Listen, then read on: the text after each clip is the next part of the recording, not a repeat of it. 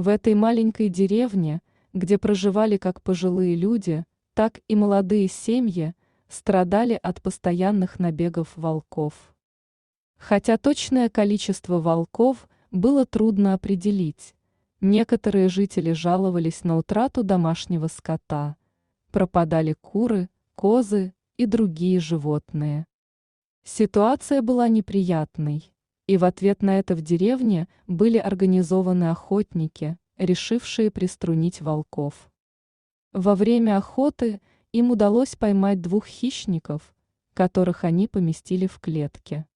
Однако мало кто из людей проявил интерес к судьбе этих животных, и никто не выразил им сочувствия, кроме маленького мальчика по имени Вова. Вова был явно потрясен тем, что волки сидят в клетках, и решил, что должен освободить их. Он внимательно наблюдал, как животные охраняются, и решил, что настало время для действий. Дома он взял небольшой рюкзачок, набрал половину булки хлеба и немного мяса из холодильника. Придя к клетке, Вова заметил, как волки заволновались при виде его. У мальчика жалось сердце. Он подошел к клетке, разломил хлеб на 2 части и бросил животным вместе с мясом. Голодные волки тут же все съели. Вова начал размышлять о том, как освободить волков из клетки. Найти ключ было невозможно, поэтому мальчик решил обойти клетку и проверить ее на наличие повреждений. И вот удача улыбнулась Вове. Было несколько ржавых прутьев, которые он смог бы разжать своими силами.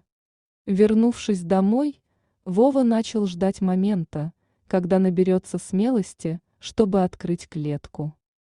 Он каждый день ходил к волкам и кормил их. К его удивлению, волки уже ждали его и были благодарны за помощь маленького человека.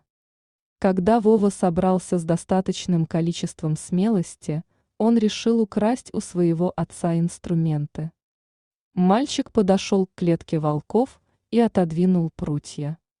Он понимал, что может быть замечен хозяином участка, но Вова был умным и тщательно выбирал момент, когда никого рядом не было. Открыв ворота, ведущие прямиком в лес, мальчик с замиранием сердца стал ждать, когда волки выберутся из клетки. Но животные не торопились. Тогда Вова взял палку и бросил ее в сторону ворот. Волки поняли намек и сразу же выбрались из клетки, убежав далеко в лес.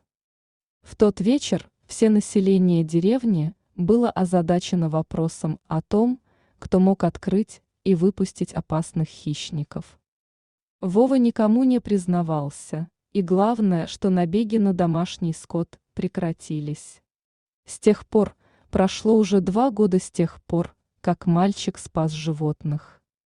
За это время никто не пострадал от волков. Таким образом, хищники ответили на доброту и свободу, которые подарил им Вова. Если вам понравилась история, подпишитесь на канал. Всем добра!